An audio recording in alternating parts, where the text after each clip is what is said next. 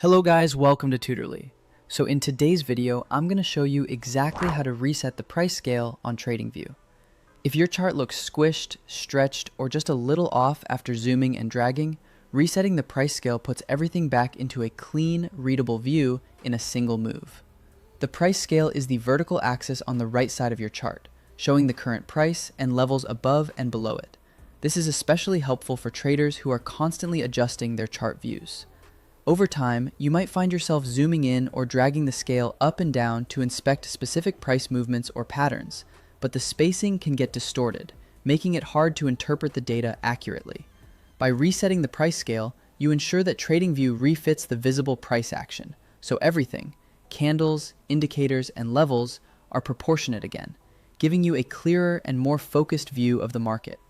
Whether you're tracking support and resistance levels or just want a cleaner view to make more informed decisions, this reset will improve your overall chart readability. Here's how to do it. Move your cursor over the price scale on the right side of the chart. Make sure you're actually on the scale itself, not the chart area. Your pointer should be on the area with the numbers. Right-click there to open the context menu. In that menu, click Reset Price Scale. As soon as you do, the chart snaps back to a balanced view, centered and scaled to fit what's on your screen. It's like hitting a reset button that automatically adjusts the chart to a fresh, standard view. This only affects the panel you clicked on, so if you have multiple charts or indicator panes with their own price scales, you reset each one the same way. This feature is super handy if you're working with multiple charts and need to quickly reformat them back to a clear, consistent layout. A quicker option is to use the keyboard shortcut Alt+R. It performs the same action without opening any menus.